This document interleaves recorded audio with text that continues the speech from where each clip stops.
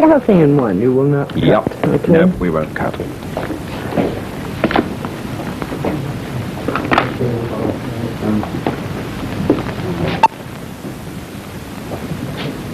Yeah.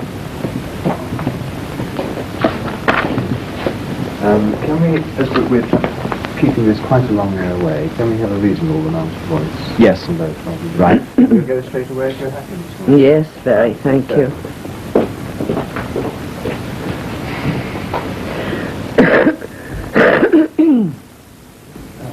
The only thing I can say to you is it's all going to go eventually onto film, so if afterwards there's something that you've, rather than stopping, if there's something that you've said, I'll happily cut it down. No, I wouldn't stop. I'll just Yes, remember.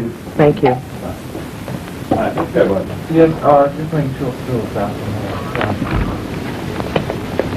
I saw Grand Hotel for the first time about a month ago. Oh, did you? Oh, fantastic. 10 seconds from now. Right. Thank you. Thank you.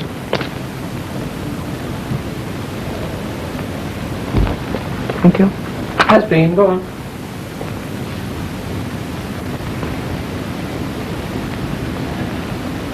Sorry, thank you. I don't know how you feel about it. It always worries me a little bit, the smoking. It's only one gets smoke across the face.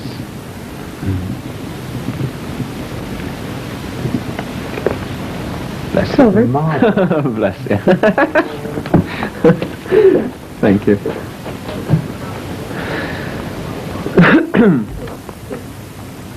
Yes, I will. Right, so this time 10 seconds.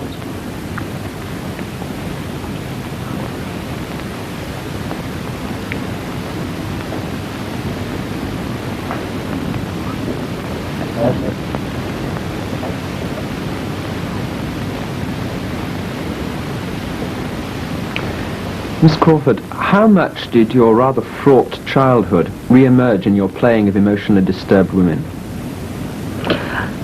Well, I think I still use certain qualities of it and certain phases of it.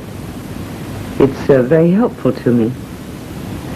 Do you find, for instance, that some of the hardship that you went through as a child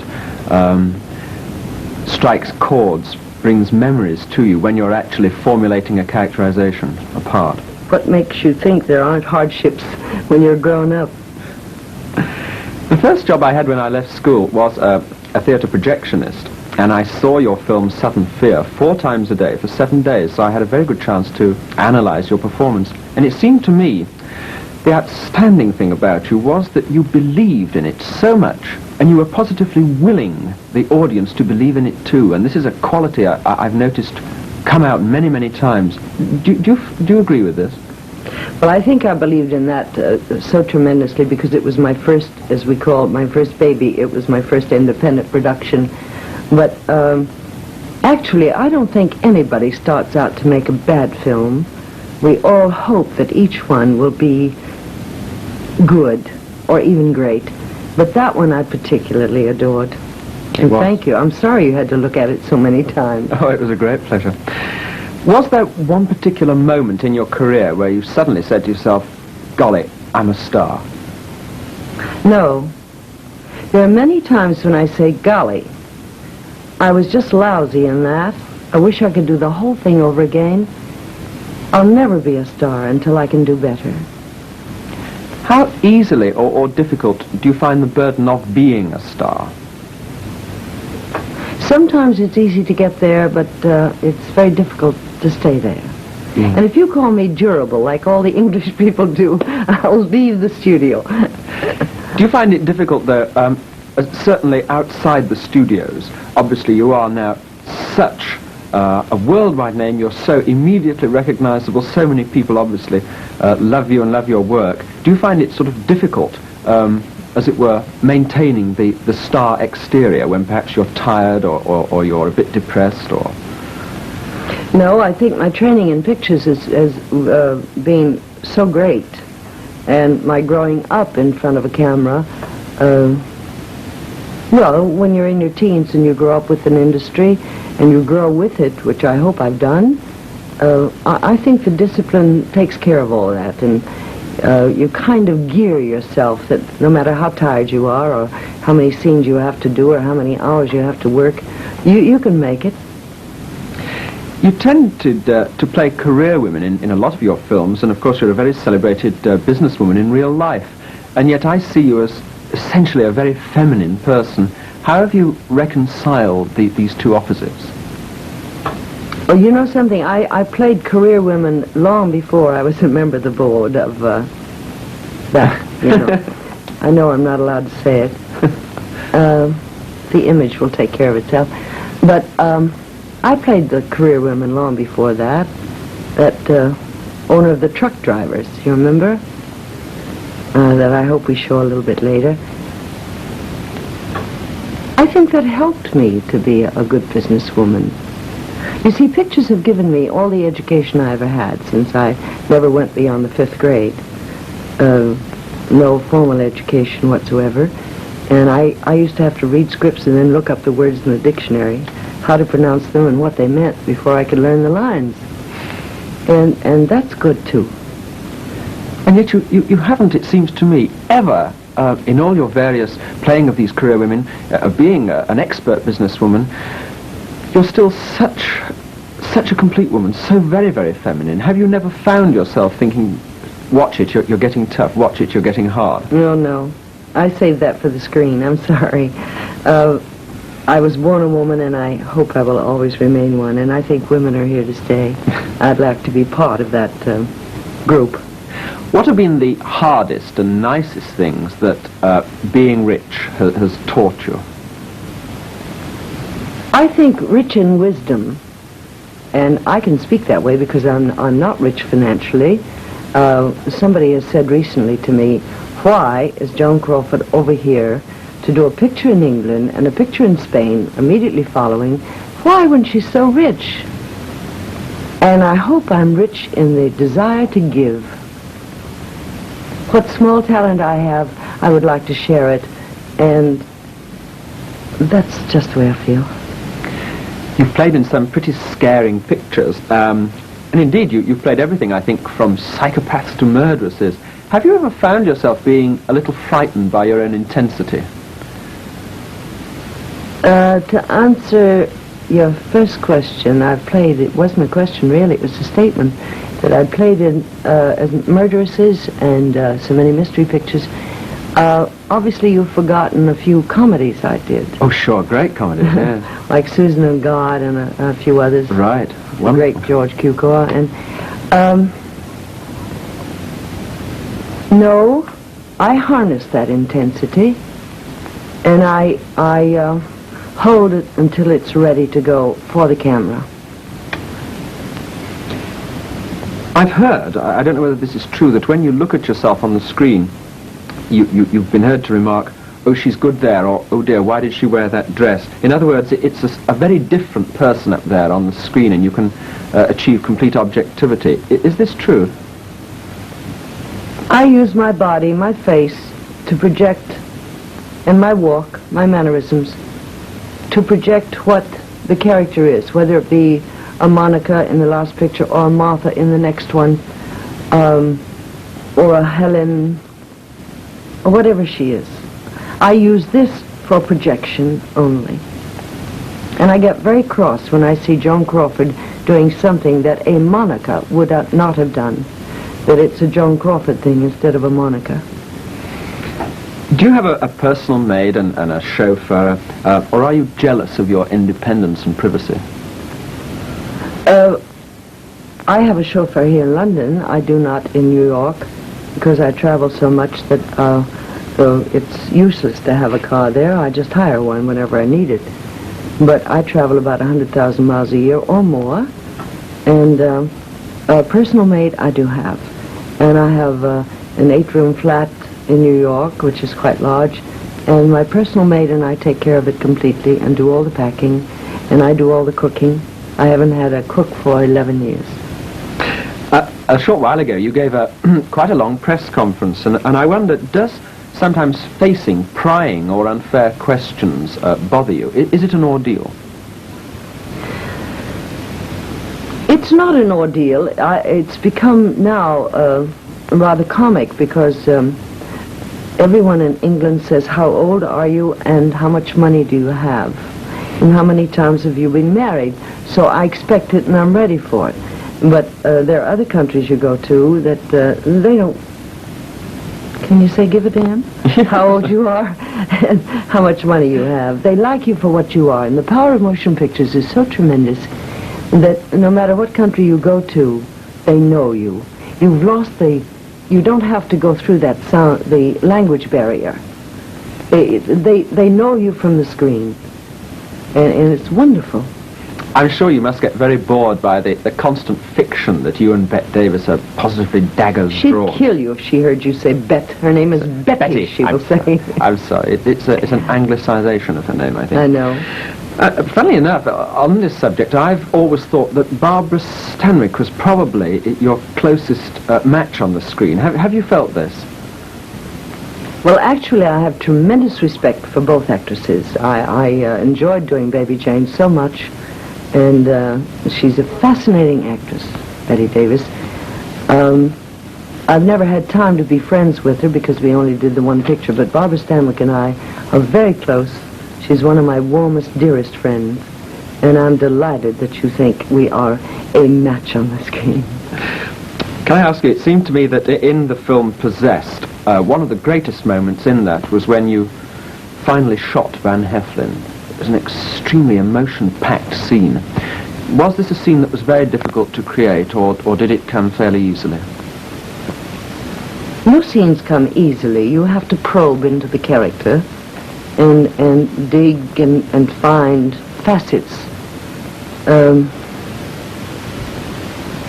avenues for hatred, avenues for love. But they must all belong to that one character, and as you know, in that picture, it was a difficult character. And I hated to shoot him because I really like him so much as a person. And Anne Blythe in Mildred Pierce gave you a few very nasty, stormy moments where she tells you that she's going to leave you, you're not good enough for her anymore, and you have this tremendous confrontation on the stairs. Did you like her? Well, obviously you must have done, I'm sure you did. But how difficult was it for you both to generate such hatred in that moment? Actually, when I had to slap her, and I waited and waited, the director didn't say cut because he saw me sobbing so much. And I put my arms around her and I said, darling, did I hurt you? That's all I could say. In Sudden Fear, which is one of my favourite movies of yours, there's a terrifying moment where you're hiding from Jack Palance, who by this time the cards are down. He's a murderer, you know this, and you're hiding from him in this flat in a little wardrobe, a little closet, and he's put a little clockwork toy on the floor, and it heads right in your direction as you hide, palpitating in the shadows. Was this a long scene to set up? It seemed to me to have a very difficult setup from both a lighting point of view and also from your facial expression. I think actually we took 2.5 days to shoot all the scenes in the wardrobe, we call it a closet. With that one light, there was no ceiling in the set. The door was open, as you know, this much, and only one baby spot was on. And I would move into it and out of it, but it took an awful long time, and I had to hold that whole suspenseful thing throughout 9 weeks of shooting and build up, because we shoot out of continuity so much that you never know what day, but in that sequence we did shoot in continuity. In Humoresque, I remember particularly the party sequence where you've invited John Garfield, who I thought played a tremendous part opposite you. You invited him to your very rich flat, and he's played, or about to play, his violin for you and your guests, and you first walk over and meet him, and there's a tremendously written dialogue sequence between you and him, and it seems to me the sparks positively fly off the words. Did you enjoy that script? I think I love that almost as much as any film I've ever made. As a matter of fact, when we were rehearsing it, I said I would like to imitate Tallulah Bankhead in this scene. I've seen Tallulah many times at big parties, And she picks up a cigarette, and 5 lights come in. Men who light her cigarette. And she can only take 1 or 2 cigarette, the lights, I mean. And we imitated that, and it came off very well. Johnny was one of the most exciting young men to work with that I've ever worked with, except Gable. But Johnny, I think, was next. One other sequence I must ask you about, which is the dead rat sequence in Baby Jane, which I think, perhaps as much, if not more than Psycho, really frightened me half to death. How scared were you on that moment when you lifted up the tureen cover? More frightened than you, really, because I refused to work with anything but an empty plate. And when I knew the cameras were ready, then I said, you may bring it on. And something went wrong, technically, with the camera, and I said, don't take the lid off. Leave it. Just take it away. And I still kept the emotion and ready for it. And when the technicality was, when the technical things were fixed on the camera and the lights, then we went in, and I was still ready, and away we went. Take one. But I think if you rehearse too much with the actual rodent, I almost said animal, it looks so big, but it is a rodent, I believe, the rats. Yes. And of course the dead bird too. Yes. It's just awful. But it's wonderful to do those scenes. You want to bring the audience in with you, so close to you. You want to put them in your lap, in the palm of your hand. And it's very exciting when you go to the theater and found that you've done it in a couple of scenes. It makes it all worthwhile, the long hours and the tedious work and study. And I worked in the wheelchair. As a matter of fact, I took the wheelchair home with me at nights to learn how to get through doors. And then I worked on the sets on all weekends because I had an inch on either side. And with your hands there on the wheelchair, if they were too far out, I had very sore knuckles the first 2 or 3 days I rehearsed. Yes. But it's wonderful to be a perfectionist, or to want to be. On this thing of perfection, I get the greatest pleasure, I must confess, from watching films of the 30s, where it seems to me that they were at their peak. And I think of stars like Carole Lombard and Gable. And I wonder, how do you compare, and how do you think these stars rate up against the actors of today, people like Natalie Wood, Warren Beatty? Do you think they have, really there is an unbroken line between these stars? Or is it very different? Well, you named 2 people. If you had just asked me the question of the stars of today, you see, we were trained with a stable of stars. When I was growing up and in my teens, I used to sneak over from my set when I was playing an extra or a small bit part, and sneak over and watch the Lewis Stones, Wally Beery, Greta Garbo, 3 Barrymores. 1 Barrymore is pretty powerful, but 3, 3, oh boy. And the Boleslavskys, the directors, the Stanislavski method he was trained with. And they don't have that anymore, the studios. They don't take the time to train the stars. They don't have that many under contract. I think Natalie Wood has great talent, great potential. I don't think they've touched her talent yet. Why did you mention Warren Beatty, for instance? It seemed to me that he has very much it's a horrid phrase, but the current image. He has the demeanour, the expression, the looks of the 1966 young man. Whether or not... What, you mean the surly one? Yes, it seems to me that he has all the ingredients required by movie makers of the 60s. And I wondered whether, perhaps like me, you think, or are doubtful whether they might conceivably have the lasting power, the staying power that some of the 30s... 64 was the angry young men, now it's the surly ones. I still think we should go back to romantic pictures. The world is so angry. I'm no Cinderella, but by golly, the world is so angry that if we could get romantic pictures back again, and no angry young men, and have the young men have their hair cut, and the young ladies let it grow, I think we'd get back to a nice human relationship again throughout the world. On romanticism, you have said, I play love scenes in films that elude me in reality. Do you think of yourself essentially as a romantic, or are you really more of a realist? It's according to what the situation is.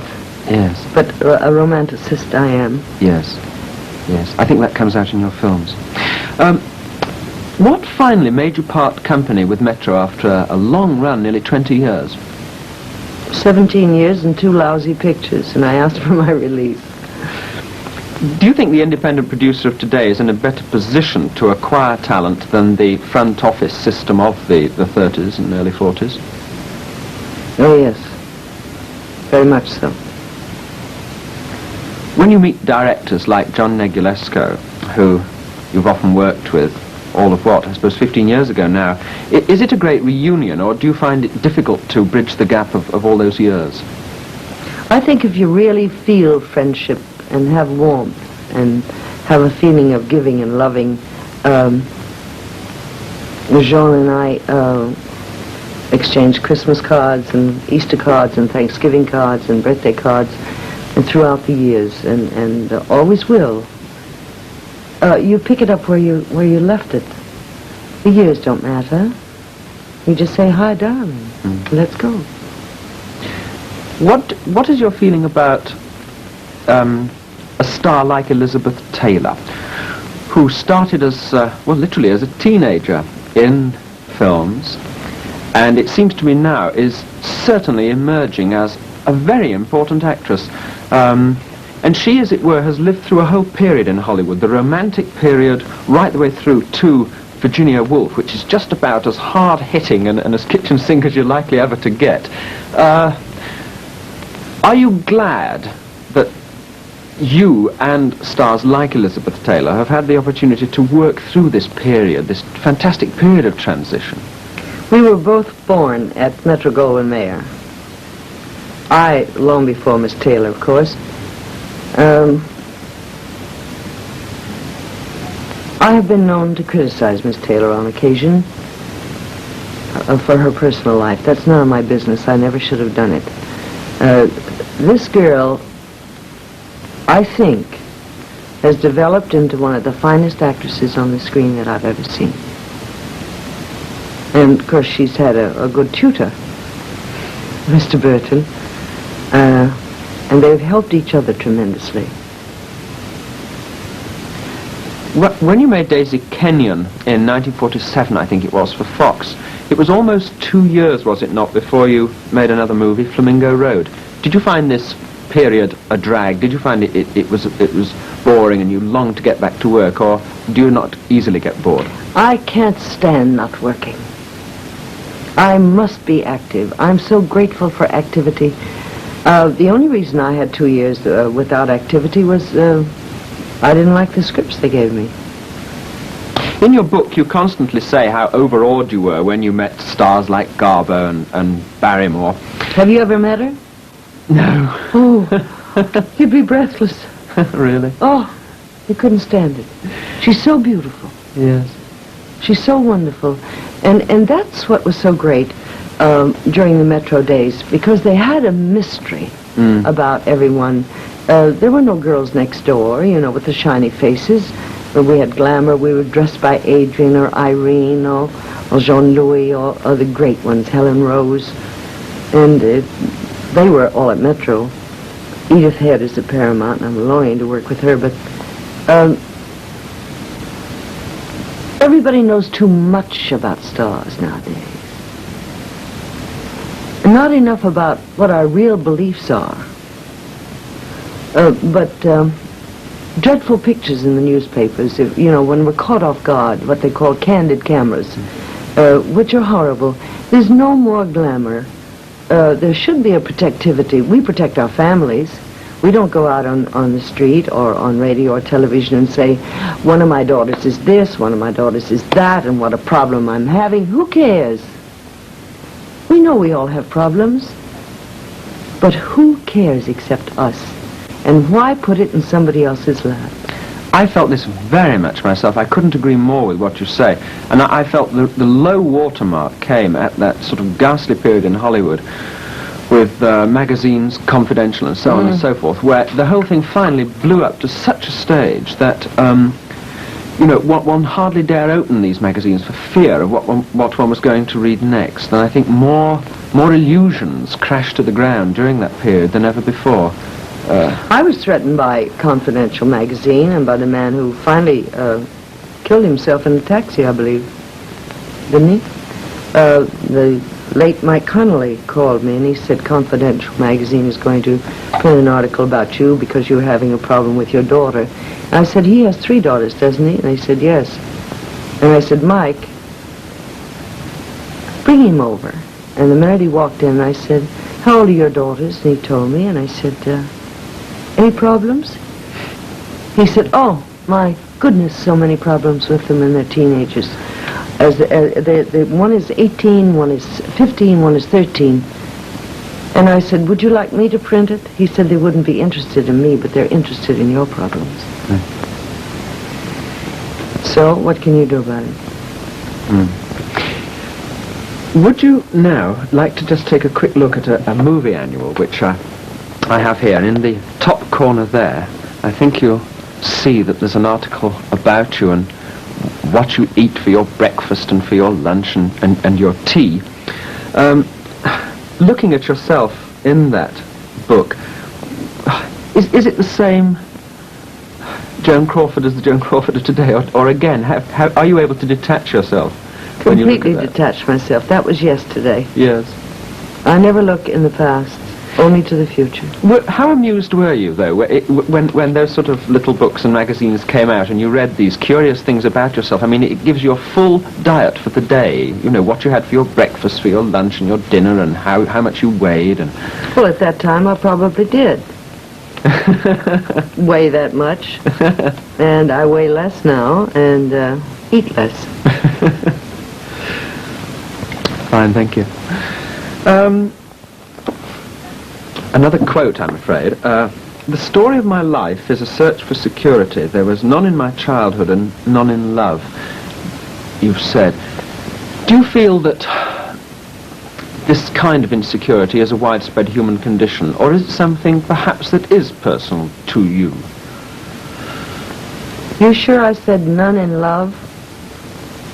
Perhaps because there was in my last marriage. Yes, in your life. I think you indeed, you go on to qualify it. I'm sorry, I perhaps should have said that. You do qualify it, that's quite true. Yes. Gee, I wrote the book 6 years ago. What was the question? Well, no security. Yes, you say that In your my life has childhood, been yes. a search for security. Well, I think that combines an emotional security. Of course, we all want financial security, but I think emotional security is almost even more necessary. And when you have that, I think you have everything, and you can find everything else. Who do you think has been luckier in life? The audiences who have had the tremendous pleasure of watching all your splendid performances, or yourself for being given the gift to give this talent to people? Who's the luckier? I am. Because they write to me, and through the years, I write about 10,000 or 12,000 letters a month to my friends. I never call them fans. And what they get out of my performances, whether I play, shall I say which? It begins with a B. Or whether I play a heroine, or whether I play a mother, or whether I play whatever it is. What they get out of it is so fantastic. And when you realize throughout the world that you reach this many people, and that they feel a friendship for you, and they write year after year after year, then I feel I'm the lucky one to have found this many friends.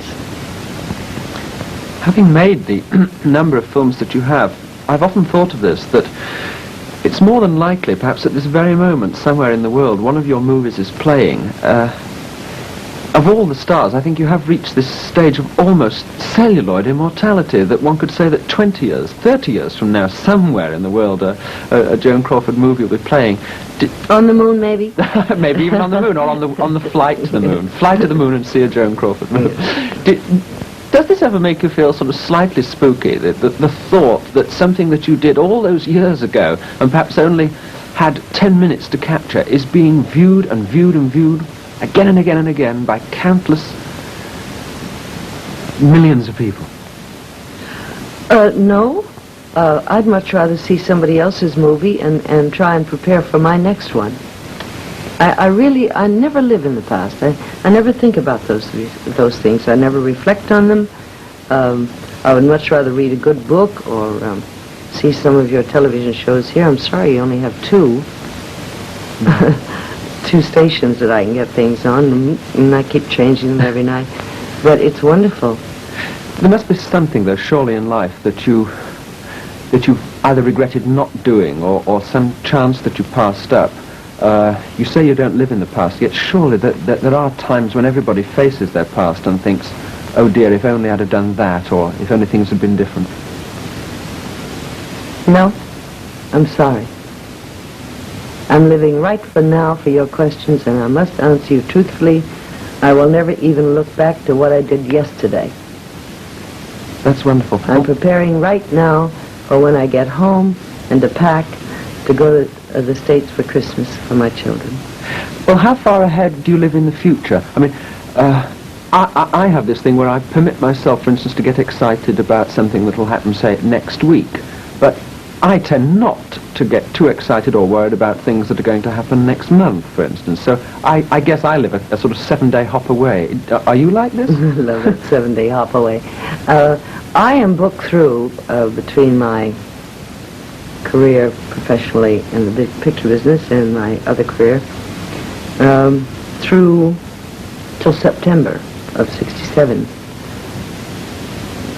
A friend of mine once said, I kept saying, oh, golly, I've got to do this, I've got to do that, and then I go here, and then I go there, then I have to pack for here, then I unpack, and I come back to New York. She said, don't do it till you get to it. And you know something? I don't worry about it anymore.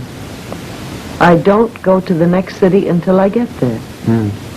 And yet, isn't this strange, that you're like this in life, in real life, and yet with your parts, with the playing of your parts, obviously you go into the most fantastic preparation. You foresee every eventuality, every possibility that could conceivably happen. Oh, I prepare for the packing months in advance here. Yes.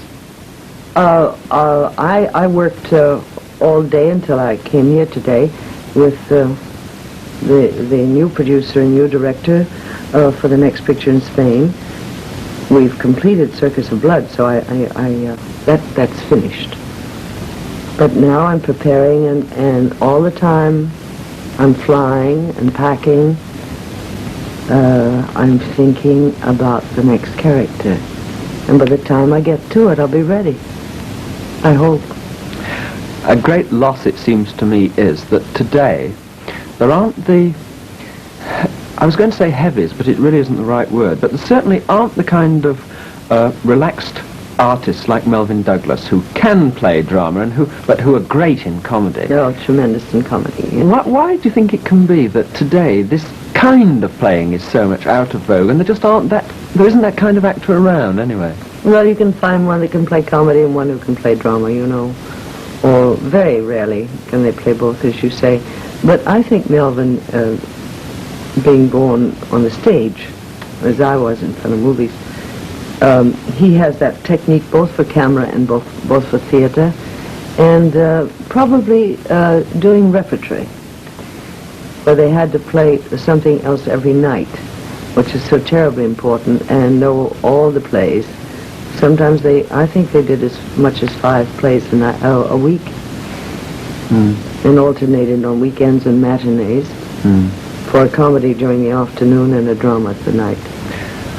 Can I ask you about John Barrymore, who I think personally is one of the greatest actors ever? I've seen most of his films, and I go to his work like I go to yours. He constantly has surprises in store, even when you've seen him act in a role 10 times. Did you only make, how many movies did you make? Because the one I remember particularly is Grand Hotel. Just the one, was it?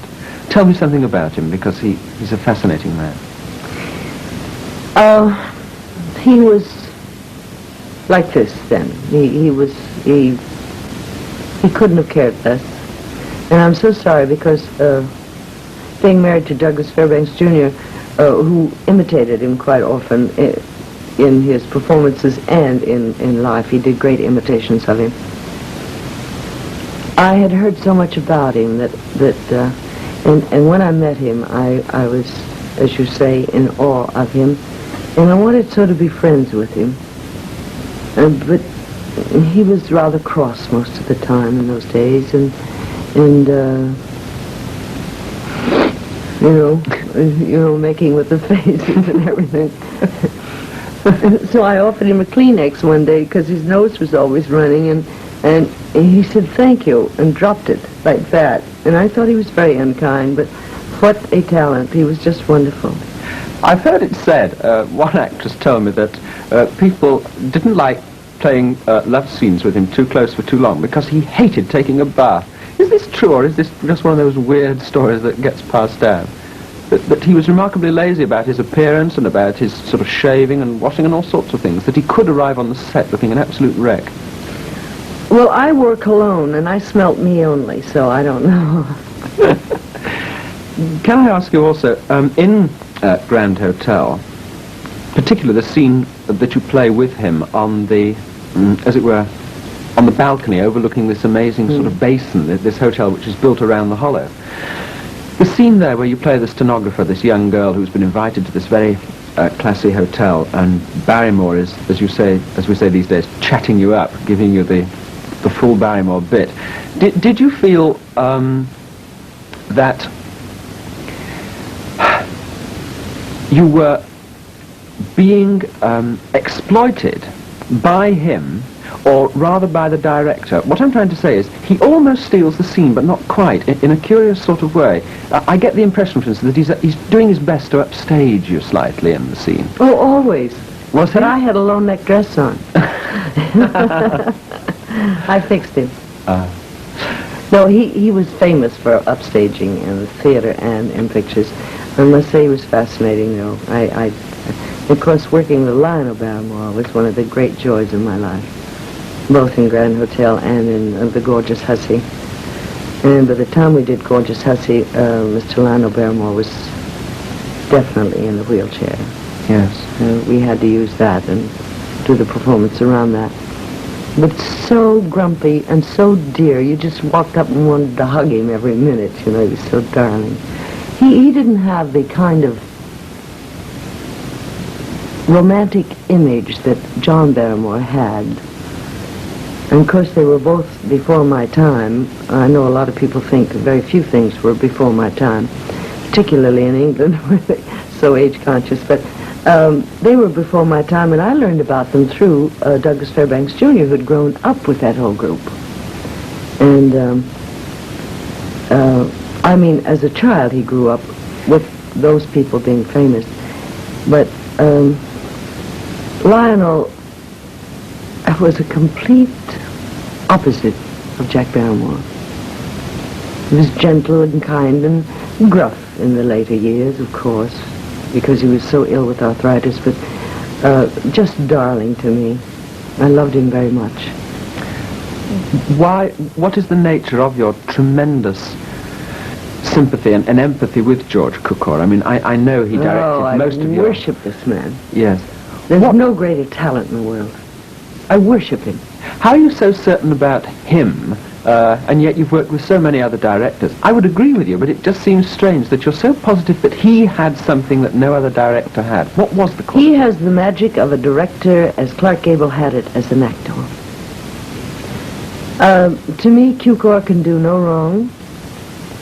He makes you have a sense of humor about yourself, which I never had until I worked with Cukor. He'll say, what the hell are you trying to do? You made a mistake and you're not allowed to make one. And you say, so I goofed, I'm sorry.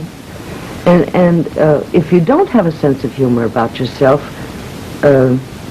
Cukor will come up when he knows how sensitive you are, which he knew knows I am, and was particularly during the early days, and Woman's Face, and Susan God, my first big comedy. Yes.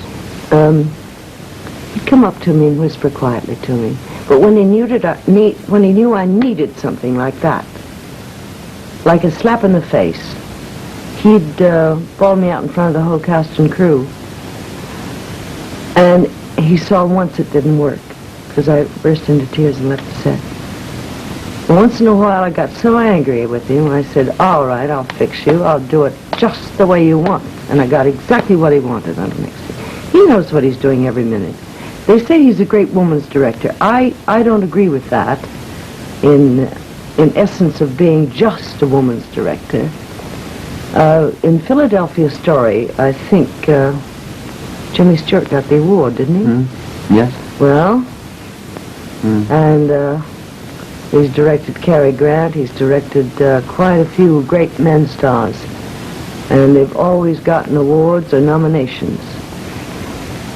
Everybody has, a lot of people have commented on the way you handle people like Louis B. Mayer. You must have had to have had tremendous tact in those days, a great knowledge of other people's personalities and the way people worked and their approach and everything. L.B. Mayer was like my father. All I know is that in later years, Judy Garland grew up there, and Lana Turner right after me, and Rosalind Russell at the same time. There wasn't one of us that could go to Louis B. Mayer's office with a problem, and I never went unless I had a problem, so I didn't bother him. That we weren't put straight in his office. If he was in the boardroom or vice versa, on his office, we were taken to the boardroom. There was not one time that this man ever turned any of us down to listen to a problem. And he took care of it, what's more. He followed through. He was absolutely fantastic. Don't you believe those books written about him? No. This to me is part of the whole thing of the 30s. This is why, I enjoyed the 30s films so very much, that it seemed to me that although filmmaking might have been conveyor belted, although there's some truth in the charge that artists were manufactured and that artists... I don't believe this. And you you obviously manufacture don't. toys, you don't manufacture stars. You can't turn them out. There were... nowadays you see them, they're all out of the same cookie cutter, you know. Right. What has gone so wrong, really? I feel it has gone wrong. Why? They allowed us to be individuals. We don't all have to be blonde with long hair. We don't all have to be plump. We don't all have to be exotic. If you're thin, you're thin. Like Katharine Hepburn, the one, I think it was Cukor, who said so. She has a big jaw, exaggerated. Adrian said about my shoulders, she has big shoulders, exaggerated. Shoulder pads came into being. Let us be what we are. Why then does there have to be this constant interference these days, not just from the directors and producers, but it seems to me now that films are made at almost a sort of committee level. There are so many vested interests, there's such a lot of money to be made or lost, and there are so many people who want to have their little bit, who want to have their little say. It seems to me that this is a sort of diluting process. So much money to be made or lost, you just said. So much talent to be made or lost too. How do you yourself, do you find yourself rebelling against the system now, or can you go along with it? I go along with it because I have other activities.